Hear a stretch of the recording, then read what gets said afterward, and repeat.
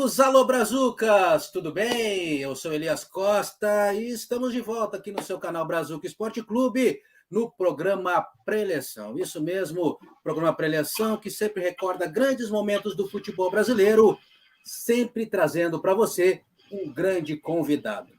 Ó, não se esqueça, vá lá no nosso canal, no YouTube, no Brazuca Esporte Clube, se inscreva, deixe o seu like nas entrevistas, nos grandes bate-papos com grandes personalidades do futebol brasileiro. Também, para quem gosta de carnaval, tem entrevistas com grandes personalidades da grande festa popular do Brasil.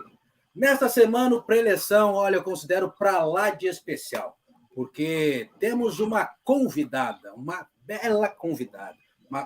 Uma convidada que entrou para a história, está na história do futebol brasileiro. Isso mesmo, lá nos anos, final dos anos 70, final dos anos 80, início dos anos 90, ela foi uma das pioneiras no futebol brasileiro, principalmente se tratando de seleção brasileira. Mas ela vai contar direitinho, vai relembrar essa história para a gente.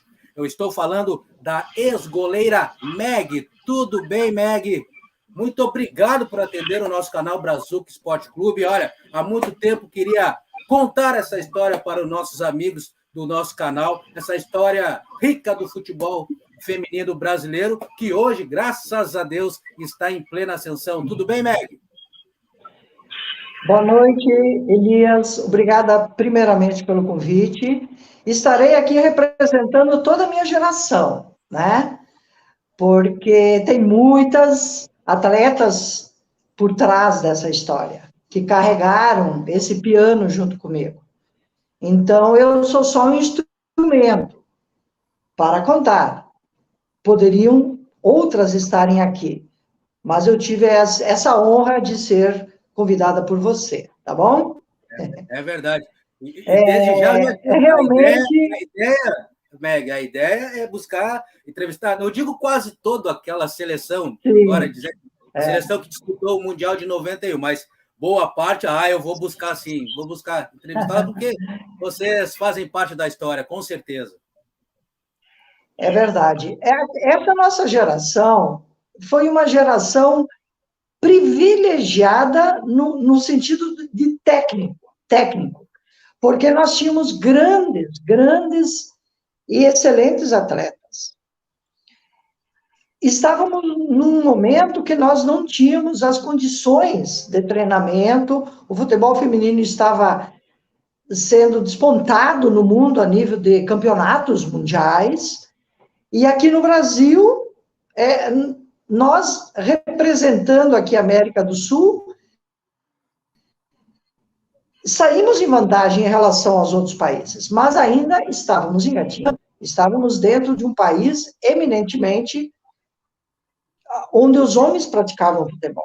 A mulher praticava, mas era até proibido. Você já acompanha essa história na época da ditadura, do Getúlio Vargas, enfim, podia ser qualquer outro regime, mas foi proibido e veio a cair só nos anos 80, 79 começou a cair, 82 ou 3 foi regulamentada a queda. Então, foram 40 anos no abismo. Então, justamente nessa década de 80, nós já praticávamos o futebol e ele estava proibido até aí. Eu não senti essa proibição porque eu vim lá do sul, do Paraná, tá? Eu não jogava futebol lá, eu era goleira de handebol. Me formei em Maringá, educação física. Isso. E comecei a agarrar no gol em Maringá, através da faculdade. E dali, para mim, era muito distante as capitais, Rio, São Paulo. A gente não transitava por essas áreas, esses caminhos. E não tinha essas transmissões na TV, a mídia não passava nada.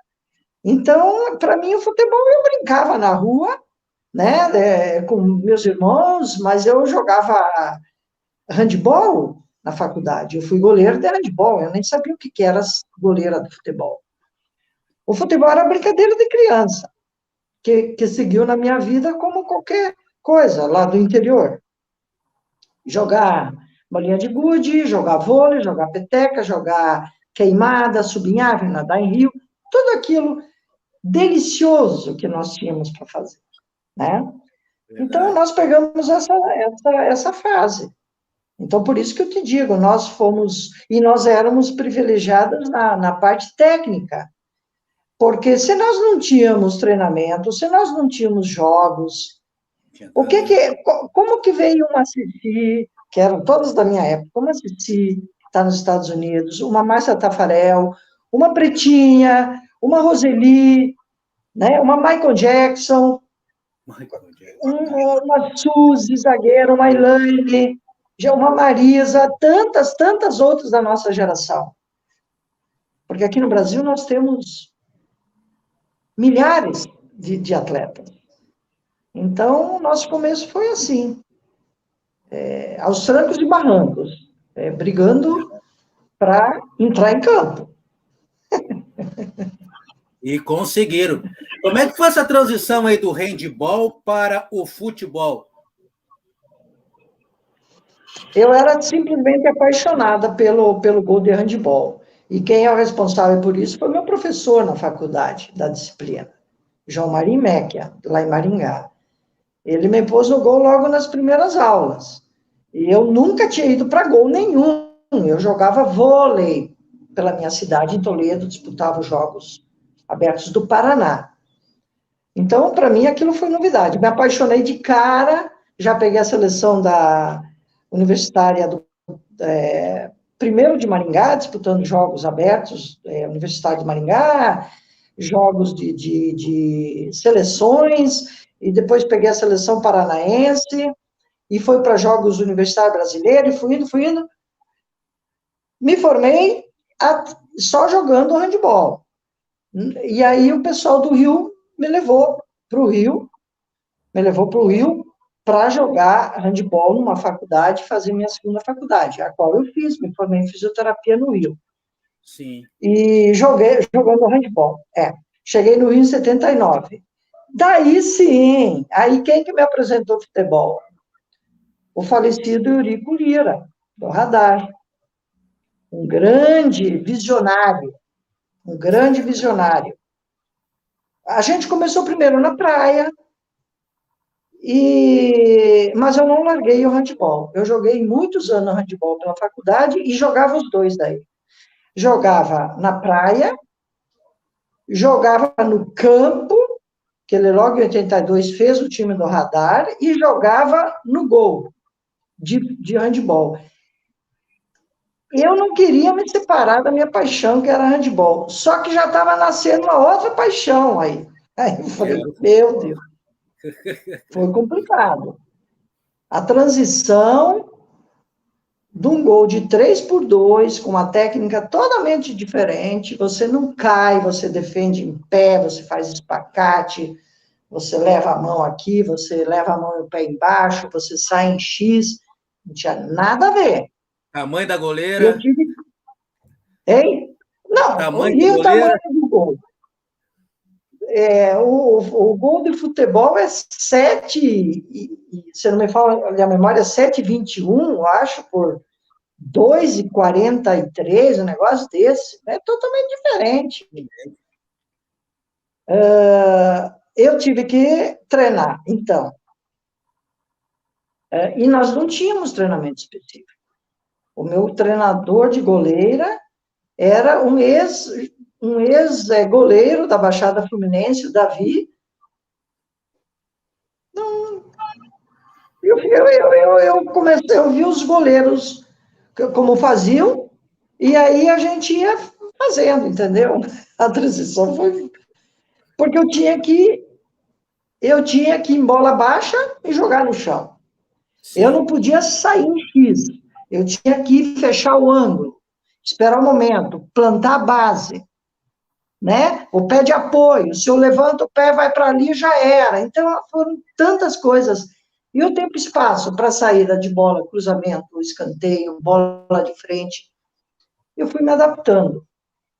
E para complicar mais tudo, em 83 foi formada a primeira seleção brasileira de handebol, eu fui convocada. Então, e em 82 o Radar fez uma excursão para a Espanha. na época da Copa do Mundo, masculina. Sim. Nós assistimos o primeiro jogo lá, Brasil e Rússia. O Brasil ganhou de 2-1. 2-1.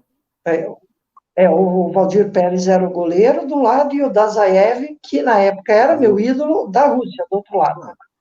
Então, veja bem, 82 para lá, já jogando aqui no Brasil, 83, a Confederação Brasileira me convoca. Para handball. E eu fiquei até 89 na Seleção Brasileira de Handball. Viajei, fui a PAN, fui a Mundial na Rússia, e eu não conseguia. E aí um me puxava para um lado e outro me puxava para o outro. Mas aí foi indo. E foi indo, o Radar viajou bastante, eu consegui dentro do possível, porque eu não vim da base de goleira, nem do handball, Sim, e quando entrei para a faculdade, eu já tinha quase 20 anos, e muito menos do futebol, que eu já comecei com 25. Sim. Então, foi assim, eu tive que treinar os dois e diferenciar. E treinar, e diferenciar. Treinar. Então, os dois tiveram alguma vantagem. Para o handball, eu levava alguma coisa do futebol. Era difícil alguém me fazer o gol. Por exemplo, se eu saía aqui, aquela largadinha por cima, era muito difícil, porque eu ia para trás e tirava. Sim. O espaço é pequeno.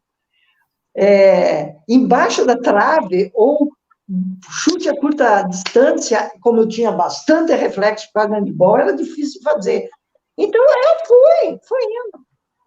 Eu acabei que fiquei nas duas seleções brasileiras, como goleira. Meg, relembra para nós um pouco aí da história do Radar, porque, se eu não me engano, talvez seja depois da abertura aí, como você mesmo destacou no início da nossa conversa, futebol até o final dos anos 70, futebol feminino era proibido no Brasil. E o Radar, se eu não estou enganado, foi um dos clubes pioneiros, se não o primeiro clube de futebol feminino no Brasil, isso? Olha, naquela época do Radar, tinha o Radar, tinha o Juventus São Paulo, tinha o SAD. Tinha outros clubes. Tinha o SAD, que foi um grande campeão também. Depois apareceu, pouco depois veio o time do Sul, Internacional. No Paraná não tinha times, tinha Atlético Mineiro e o Cruzeiro, mas vieram um pouco depois. Então, assim, aquele início foi que, pelo menos, times de campo, tinha lá no Rio Bangu, certo? América, Portuguesa, Bangu, o patrono era o falecido Castor de Andrade. Castor de Andrade. Inclusive, ele ajudou muito o futebol feminino, Castor de Andrade. Ele ajudou muito o futebol feminino também. Então, também existiam esses times. Tanto é que o Campeonato Carioca no Rio, nessa década de 80, quando a gente começou, era muito forte. E a gente depois começou alguns campeonatos brasileiros, Taça Brasil. Eu tenho as datas escritas, mas assim. E aí a gente disputava com times grandes, com o Juventus, com o SAD, com o time da Bahia. Mas o Radar, o grande incentivador foi o seguinte: o Eurico pegava o time do Radar e viajava pelo mundo, simplesmente. Assim que o decreto caiu, começou a cair em 79, ele caiu mesmo em 83, em 82 ele já levou o time lá para a Espanha. Em 83 a gente foi para os Estados Unidos fazer turnê, e foi para o Chile também, foi para o Suriname. Ele levava o time por tudo, porque ele era um dirigente que tinha contato com os dirigentes masculinos, ele tinha contato dentro da CBF. Sim. Ele já sabia que esse decreto ia cair. Então, ele era antenado, entendeu? Então, foi realmente um cara que ajudou muito o futebol feminino nos anos 80, o Radar, e tiveram grandes outros dirigentes, né, nos clubes, que não dá para negar também, que na época ajudaram bastante. E do SAD veio o Romeu, que até hoje está, né, dentro da CBF, incentivando as bases também. Então, eu tenho muito saudade daquele tempo, porque eram grandes equipes que tinha, mas a gente não ganhava nada, ganhava muito pouco. Pois é. Todo mundo tinha que trabalhar. Todo mundo tinha que trabalhar. Eu dava aula o dia inteiro. Quando eu tinha que viajar, que eu já era formada. Sim. Treinava muito pouco, porque eu não podia treinar. Durante o dia eu dava aula, o professor tem que dar aula, porque nem um polvo, né? Você pega, Sim. vai lá, vem aqui, vai para tudo. Então eu treinava sábado, domingo, outro horário que eu não dava aula, o Eurico adaptava, e aí eu ia treinar, depois eu saía correndo, ia trabalhar. E quando viajava, eu botava professor no meu lugar, se era colégio particular, que eu fui para o Rio também para fazer a segunda faculdade, tive bolsa, joguei para faculdade e tive o meu primeiro emprego, com carteira assinada, né, nessa faculdade. Então, tinha que pôr professor. Então, era assim que a gente se virava, entendeu? E como é que foi, nessa época de abertura, a aceitação até da sociedade como um todo e também do meio do futebol, né? Porque naquela época o futebol praticamente quase 100% do mundo masculino, e quando veio essa avalanche de clubes já tratando do futebol feminino. Como é que foi o tratamento em relação a isso? Tiveram que enfrentar muito preconceito?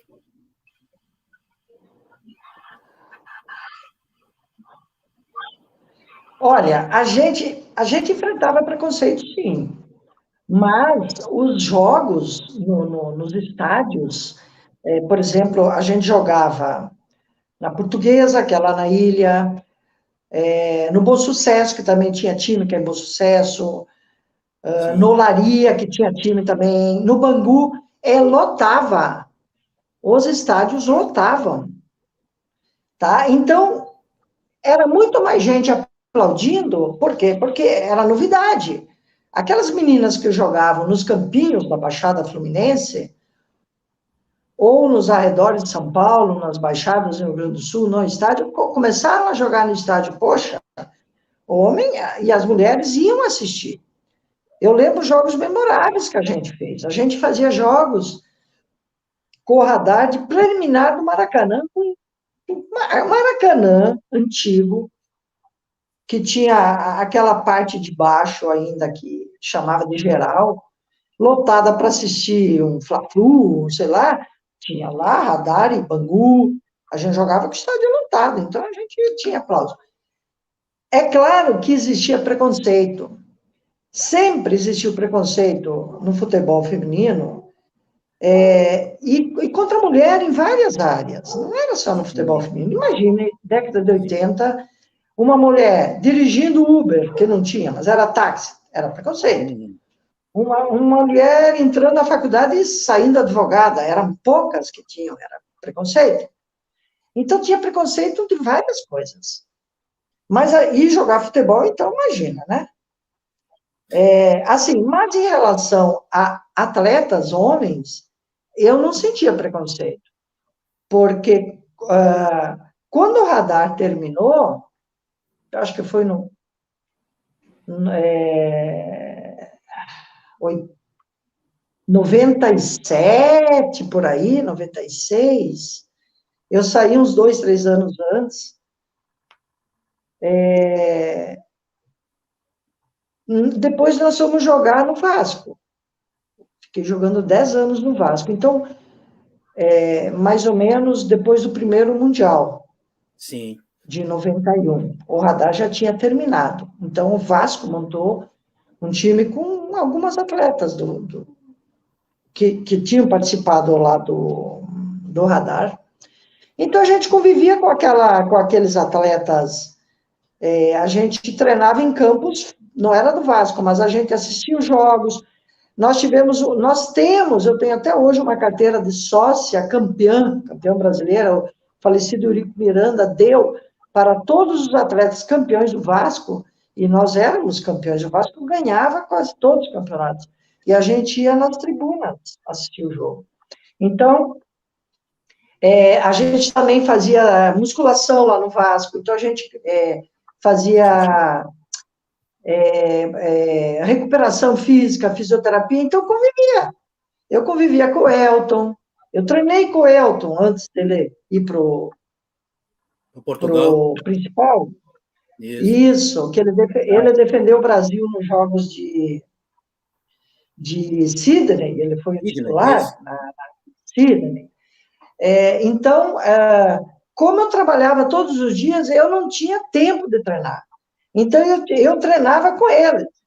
O Agostinho era o técnico dele, eu não lembro os outros, mas ele ainda... Então, eu treinava com eles, claro que o Agostinho dava a parte maior para eles, né? Mas eu treinava cruzamento, o chute, tudo. E depois tomava banho ali no Vasco e ia para trabalhar. Em Vila Isabel, na prefeitura, que é pertinho. O Vasco é em São Januário e em Vila Isabel. Então, eu passei um período e convivia com o Carlos Germano, que era meu amigo, adorava. A gente, então, nós éramos, assim, muito prestigiadas por eles. Eles não... E o Eurico adorava. Quando a gente ganhava, ele levava o time, principalmente campeão carioca, brasileiro, a gente ia lá para o Vasco, botava toda a roupa uniformizada, as medalhas, e ele dava faixa para a gente, botava a gente fazer a volta olímpica dentro do estádio de São Januário para todo mundo aplaudir. Então, o falecido Eurico Miranda, não vou entrar em detalhes de dirigente, que também para mim foi sempre muito bom no Vasco, fora disso também não comento. Para a gente ele foi muito bom, tá?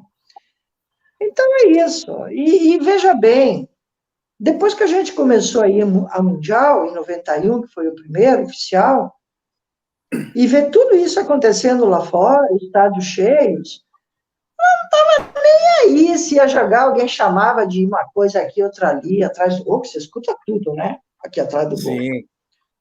O goleiro escuta tudo aqui. Não estava nem aí. Sabe, era muito maior o nosso objetivo do que você se aborrecer com isso. A gente sabia que, de uma forma ou de outra, a nossa geração estava fazendo uma história. Porque o mundo já tinha o primeiro Mundial oficial. E o Eurico já falava, vai ter a primeira Olimpíada. Então, sabe? Elias, isso não me aborreceu, não. No início, depois não. Nunca me deixou. Oi? O importante era jogar. O importante era jogar e cumprir o nosso papel, que a gente estava ali para fazer. Parece que era predestinado, né? É verdade. Estamos conversando com Meg, ex-goleira do Radar, do Vasco, da Seleção Brasileira, e você está curtindo aí o programa Preleção. Isso mesmo, a história do futebol feminino aqui no canal Brazuca Esporte Clube, no programa Preleção. Meg, Seleção Brasileira, primeiro Mundial, 1991. Como é que é para você fazer parte desse elenco que foi pioneiro, representando a Seleção Brasileira no Mundial? Elias, em 88, teve um experimental na China, né? Sim. Não sei se você sabe, mas em 1988, a FIFA fez na China um experimental, não oficial. Sim. Eu já tinha saído, eu estava parada, eu tinha saído do futebol do Radar, tinha parado de jogar. O Eurico me convocou para esse Mundial de 88. E eu pedi dispensa. Eu não fui, porque eu estava servindo a Seleção Brasileira de handebol, tinha vindo de um PAN de Indianápolis com a medalha de bronze e estava preparando para ir para a Bulgária em 89, para o Mundial, então eu não podia aceitar. Beleza. Quando eu voltei do Mundial de 89, da Bulgária, eu também falei, agora eu vou parar com o handebol também. Eu estava com 35 anos. 35. Vou parar, já fiz o que tinha que fazer e tal. Pois bem. Quando chegou em 90, lá vem o Eurico Lira de novo, batendo na minha porta. Toque, toque, toque. Eu falei, quem bate? Olhe, você está convocada. Eu falei, convocada para quê? Para ir à praia em Copacabana? Não, para ir lá para Maringá, para o Sul-Americano, que a gente vai lá para a China o ano que vem. Eu falei, a gente quem, cara pálida? Ele insistiu tanto, ele falou, olha, eu estou ouvindo aqui que vai ter uma Olimpíada, lá em 96, por aí. Eu falei, é mesmo? E eu não tinha conseguido ir para a Olimpíada com handebol. Olha que eu lutei, mas sempre os Estados Unidos ganhava e era um só aqui na América toda para ir. A gente não conseguia. Falei, jura? Você jura que vai ter essa Olimpíada? Olha, tá. Aceitei. Falei, putz, tá bom. Aí aceitei. A gente foi campeão em Maringá, foi o primeiro sul-americano, aonde eu me formei, né? A minha cidade, onde eu Sim, me estava em formei. casa. Eu estava em casa, só que assim, só para fazer, a gente foi em 2 teco-teco, né? Fomos do Rio, acho que até São Paulo, depois pegamos um teco-teco, né? Para descer lá em Maringá. Sim. Só que o meu não desceu. O meu que eu estava não desceu por causa da chuva. A gente teve que descer em Londrina e de ônibus. E o pessoal de Maringá, da universidade, estava lá na pista, me esperando com bandeira, com banda, porque eu estava voltando lá. Cheguei, cheguei depois. Aí a gente ganhou, aí fomos para a China, primeiro mundial. Falei, misericórdia, primeiro mundial. Como é que a gente vai enfrentar essas mulheres ali de fora, que já estão jogando há muito mais anos que a gente? Já tem campeonato europeu. Sim. Os Estados Unidos já jogam desde crianças. Lá elas jogam desde 4, 5 anos. Nossa, e caíram na nossa chave, né? Estados Unidos caiu na nossa chave.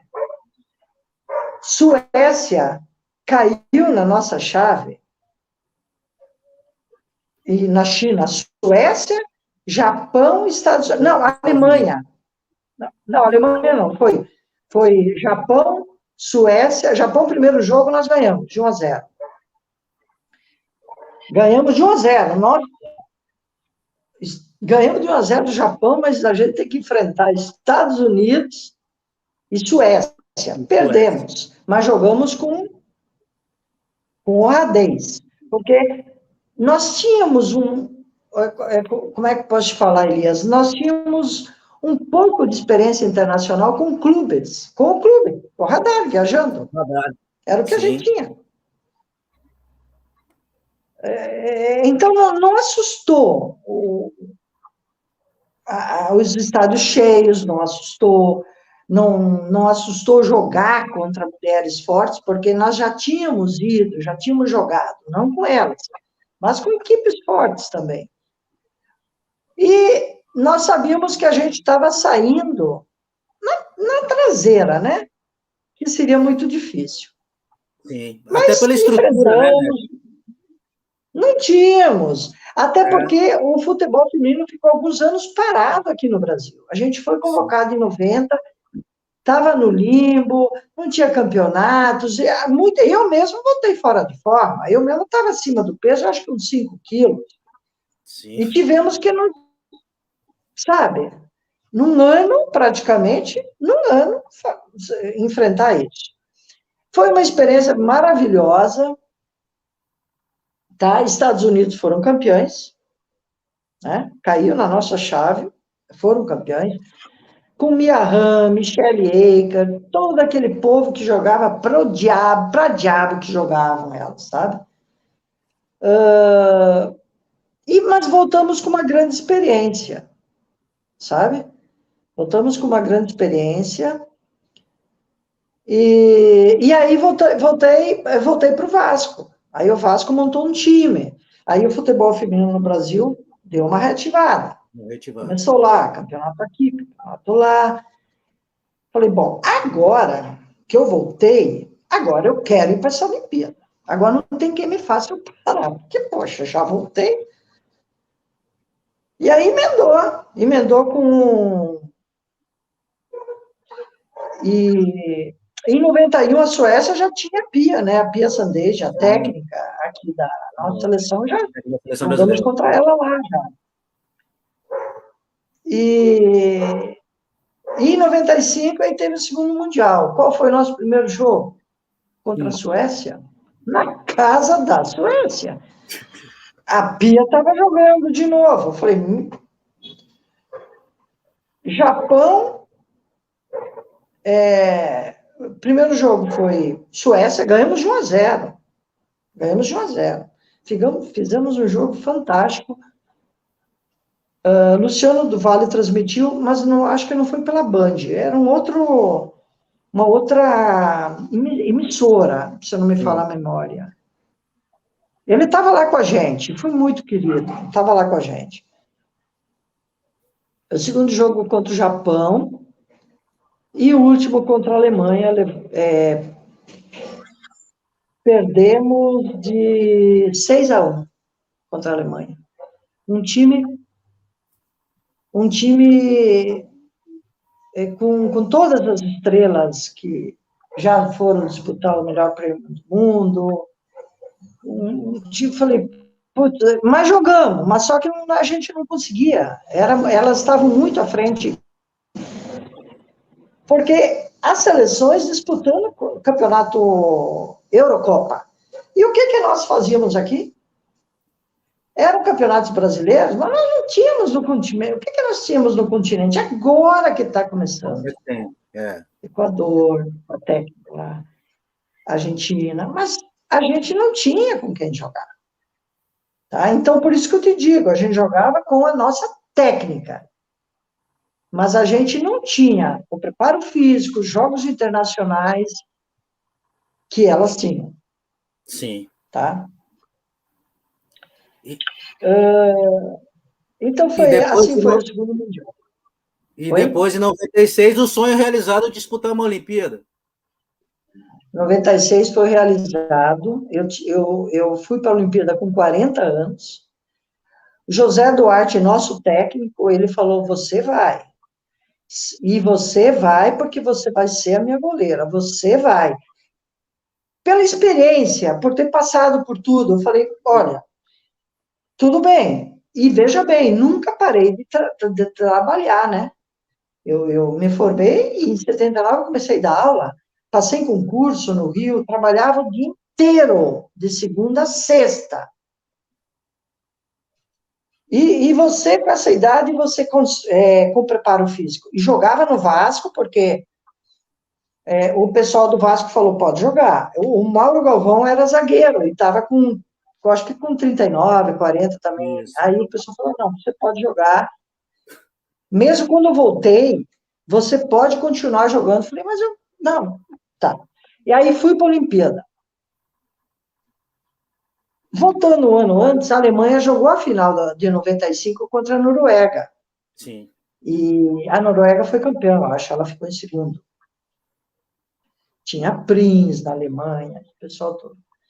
Aí em 96, quem me cai na nossa chave também, lá na Olimpíada? Noruega, olha, veja bem, os dois que fizeram a final do Mundial. Primeiro jogo contra a Noruega, campeã mundial. Caramba, a gente está realmente em maus lençóis, né? Aquelas monstras, aquelas mulheres, jogamos 2-2, empatamos com elas. Empatamos com as mulheres. E olha o que a gente conseguiu no ano, de 95 a 96, porque a gente saiu, a gente foi para os Estados Unidos, fez jogos contra a seleção americana lá na Nike, contra a seleção americana mesmo.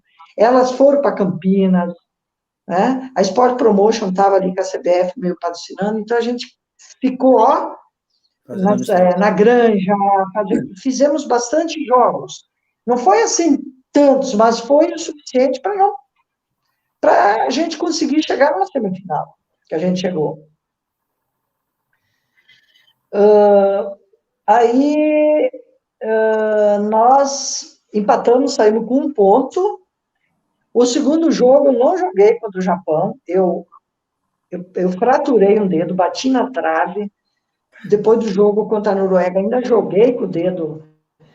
Fui para o hospital em Washington, direto do campo para lá.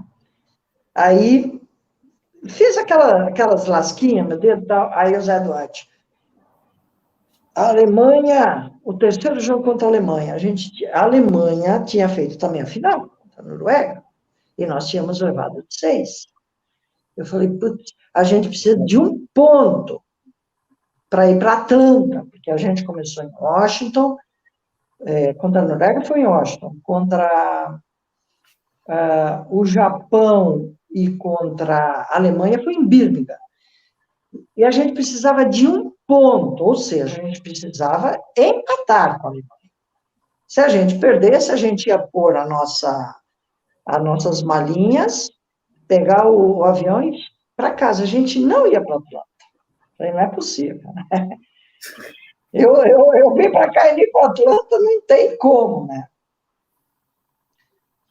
Entramos contra elas e elas ficaram no mesmo hotel que a gente, lá em Birmingham, Alemanha. Hotelzinho básico, ficaram lá com a gente. Tinha uma seleção de homens também, os Estados Unidos também estavam lá, os homens. Ficaram lá, comia lá, ficava tudo assim. Depois jogamos contra elas. Aquelas mulheres vieram para cima da gente. Falei, não, peraí, não é assim não. Vocês não vão dar de 6 hoje não, aqui. Empatamos com elas, 1-1. Tiramos ela da Olimpíada. Olha como que... Tiramos elas, porque elas não conseguiram, elas foram derrotadas, e nós nos classificamos. Falei, puta, né? Quando acabou o jogo,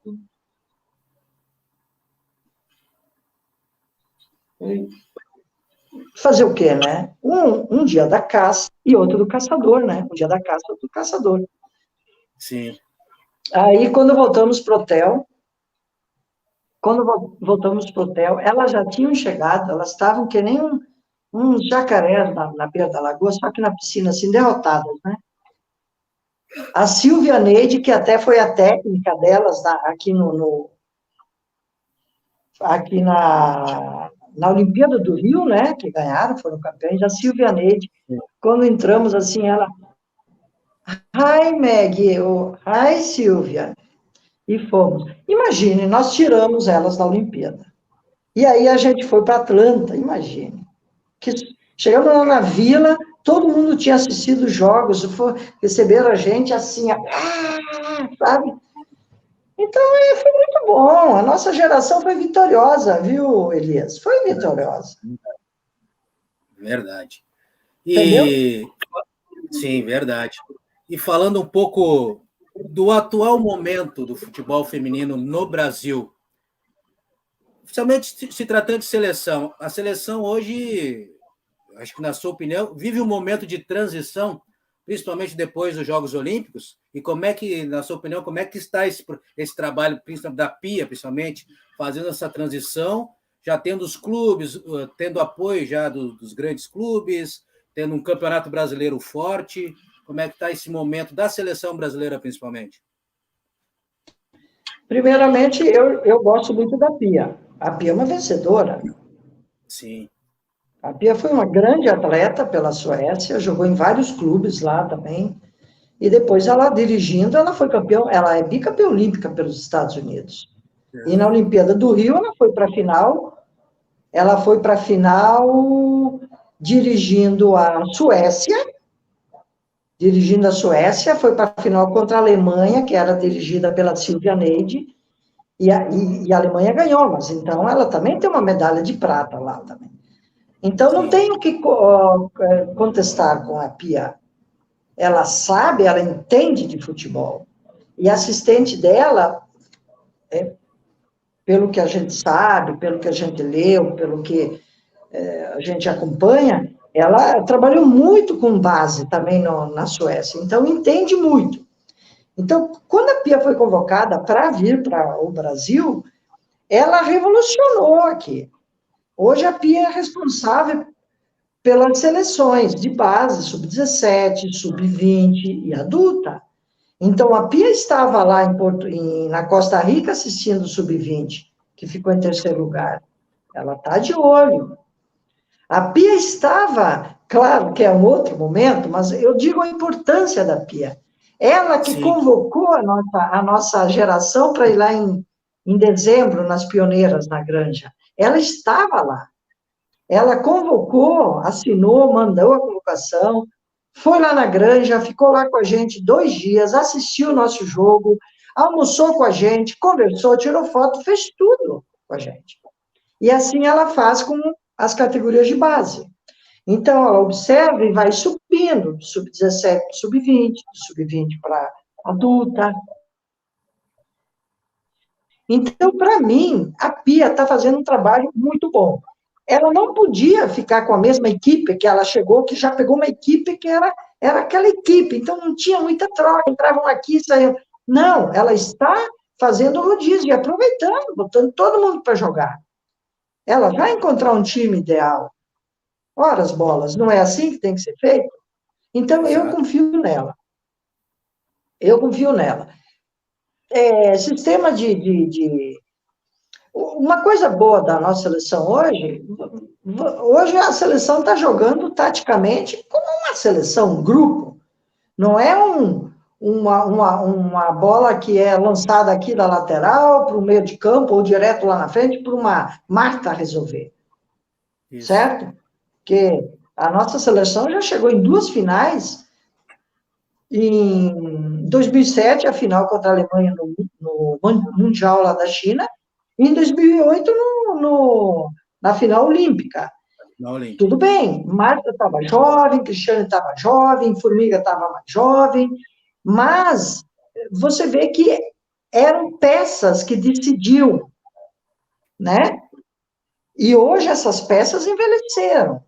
Sim. Formiga parou de jogar, Cristiane também não está na seleção, e Marta, tomara que recupere do joelho, que está no Orlando Pride, que esteja no Mundial no que vem e encerre a carreira na Olimpíada, que todo mundo quer, porque ela tem idade para isso. Sim. Mas não depende só dela agora. Tem que ser o coletivo. Ou de uma outra craque, não. A seleção está jogando hoje em conjunto. Então, progrediu, os clubes dando apoio, a passagem da Duda Luizelli, que é gaúcha. Uhum. Você é gaúcho? Você é gaúcho. Sim, Porto Alegre. Duda Luizelli. Meus pais são gaúchos. Meu falecido pai, minha mãe é viva, meus filhos todos são gaúchos. Depois foram lá para o Paraná fundar Toledo e todo mundo, nós nascemos lá, no Paraná. A Duda, ela fez uma grande revolução lá dentro também como diretora, junto com a Aline Pellegrini, que continua, e junto com a Pia. Então, hoje a seleção adulta, ela ganha de diária e de premiação, a mesma coisa que ganham os homens. Por vitórias. Ganhou, é a mesma premiação. Diária, a mesma premiação. Isso é uma revolução. É verdade. A Conmebol veio que agora os clubes têm que ter o feminino. Beleza, os clubes têm o feminino. Mas a visibilidade, as nossas atletas já desde sub-17 tem gente jogando lá fora. Sub-20 também, tem gente repatriada que está jogando. Internacional, no São Paulo, no Corinthians. Está dando público. O jogo do Atlético Paranaense agora contra o Ceará, da A2, deu 28 mil pessoas quase. Então, hoje subiu demais e principalmente as meninas estão começando a jogar novas. 9, 10 anos. Lá em Toledo, tem equipes de 9 anos, tem uma goleirinha com 9 anos na minha cidade. Isso acontece em todos os lugares. Os projetos. Então, hoje, não é proibido jogar, pode jogar bola, a mulher pode jogar, vai, vai. Os pais deixam. Você está entendendo? Então, eu não tenho volta. Logo a gente vai ser campeão mundial e olímpico. Não vai demorar muito. Tomara, tomara. O caminho, eu acho que o caminho tá indo pelo caminho certo. Atleta a gente tem, concorda? Isso, exatamente. Muitas jogadoras de qualidade. Um monte. É verdade. Um monte. O Internacional vai para a final do Brasileiro, o feminino. Isso. Internacional e Corinthians. Um belo trabalho do Internacional aqui em Porto Alegre. E o Grêmio aqui, a rivalidade seguindo o mesmo caminho. Assim como o Corinthians, também. Palmeiras, Santos, em São Paulo. Todos. Aqui em São Paulo, Vasco, Flamengo. Flamengo. Aqui na Bahia tem o Vitória e o Bahia, que deu uma quebradinha por falta de patrocínio, mas vai voltar. Ninguém vai querer estar fora na hora da cereja do bolo. Todo mundo vai querer estar dentro. Fora entendeu, a Ferroviária também, que é uma grande referência, né? E outra coisa importante, Elias, nós estamos exportando técnicas, mulheres. A Emily estava lá no Equador, né? A Simone Jatobá é técnica do Sub-17. Tá? As mulheres estão fazendo cursos lá na CBF para tirar a carteira de técnica. A licença, né? Eu estive o ano passado na Sub-17, quase 20 dias, como assistente pontual, que é um trabalho que a Pia fez, que a Duda implantou, de chamar ex-atletas para acompanhar. Então, eu estive lá com elas. É totalmente diferente. A comissão técnica é de alto gabarito. Todos são categóricos. Só, olha, preparador físico é mestre, professor de universidade. O fisiologista é doutor, mestre e doutor, professor de faculdade. Aí tem aquele outro cargo agora que cuida só de mídias, de filmagens. As meninas assistem todo dia, sub-17, sub-20, adulto, assistem o que fizeram durante o dia, depois do jantar, joga ali e tem que trabalhar. O que você responde ali no celular, vai lá e apresenta. Sabe? Pezinho, nutricionista, tem tudo. Como que não vai para frente? A tendência é aí. Entendeu? A tendência é cada vez crescer mais. Meg, atualmente, as goleiras que você destaca no futebol brasileiro? Olha, essa goleira que está na seleção, que é a titular, eu acho muito boa.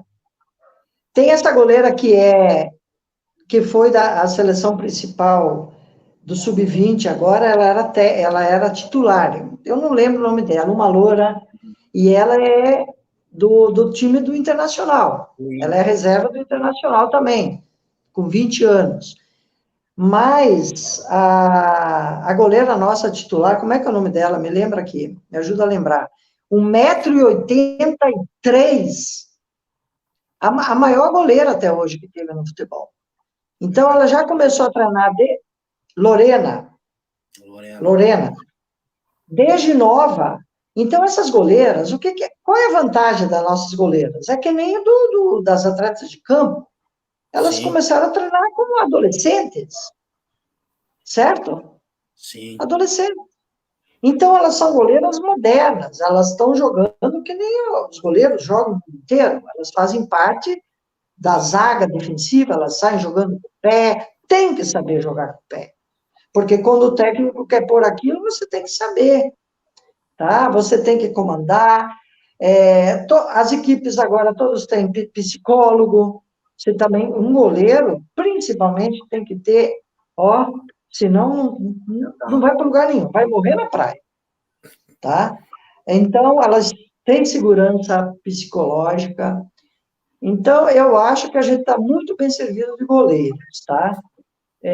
Muito por conta de goleiras modernas, que estão acompanhando toda essa evolução do futebol feminino, estão tendo condições de treinar nos clubes e ganhando salário, né? Porque lá na nossa época, o Bangu pegava, o Castor dava lá uma coisinha, o Eurico ia atrás, a Meg jogava com a faixa aqui, Banco BLJ, ganhava ali uma coisinha. Hoje não. Tem um salário definido, tá? E tem gente ganhando muito bem nesses grandes clubes. É verdade. Porque na nossa época não era. Eu acho que os homens que ganhavam na nossa época, elas estão ganhando hoje. Então, eu acredito que os clubes estão buscando goleiras altas, certo? Quer treinar? Não vai perder tempo com goleira que não vai ter. Altura. Olha, do 1,78 m para 1,80 m. Tá? A goleira que gosta e que tem a qualidade de ser goleira, ela pode ser direcionada para o futsal, porque o futsal também tem seleção brasileira. Sim. O futebol de 7 também tem seleção brasileira. O beach soccer também tem seleção brasileira. Então, as goleiras de campo, elas têm que ter uma altura. Eles fizeram um trabalho agora, que eu fiz, de todas as goleiras que passaram, fizeram com as titulares da seleção brasileira. Eu tinha 1,75 m. Então, eu era mais alta de todas as goleiras titulares que teve até hoje.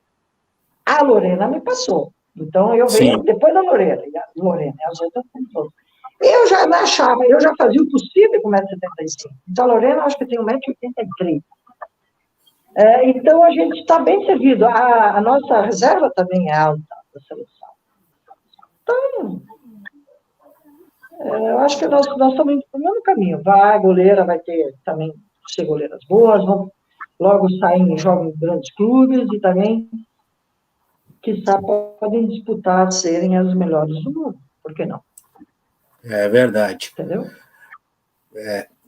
Estamos conversando com a Meg, ex-goleira da seleção brasileira, do Radar, do Vasco da Gama, batendo esse papo com a gente. E, Meg, já encaminhando o nosso bate-papo, agradecendo desde já pela atenção, por contar essas histórias maravilhosas, eu sempre procuro fazer uma brincadeira com o convidado, com a convidada.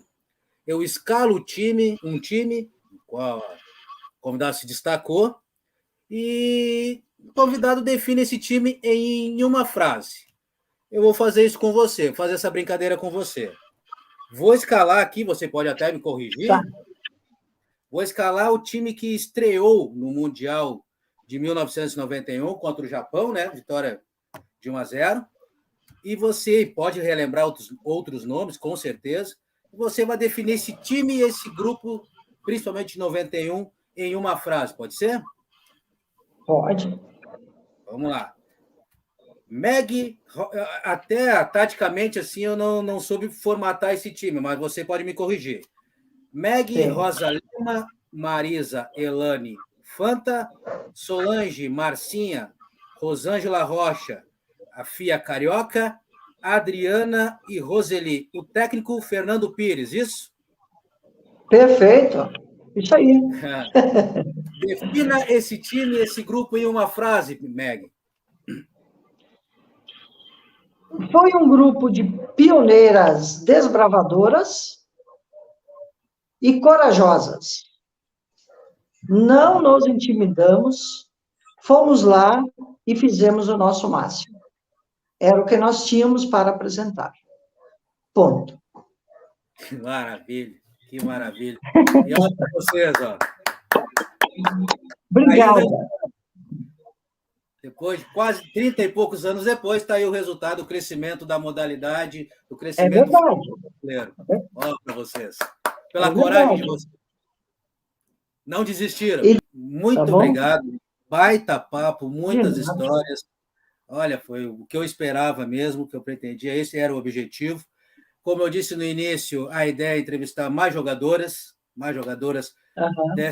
esse elenco de 1991, dos anos 80, porque você, como você definiu, né? São corajosas, destemidas, e o resultado a gente está vendo hoje, com o crescimento do futebol feminino. E vocês são pioneiras nisso. Muito obrigado. Até uma próxima vez, quem sabe agora, o mês que vem, a gente nos conhecemos pessoalmente. Muito obrigada pelo convite, viu? Eu que agradeço e muito. Conversamos com Meg, ex-goleira da seleção brasileira, de outros clubes do futebol brasileiro, grande personagem do nosso futebol. Preleção volta na próxima semana, sempre com um grande convidado. Meg, um beijo, até a próxima.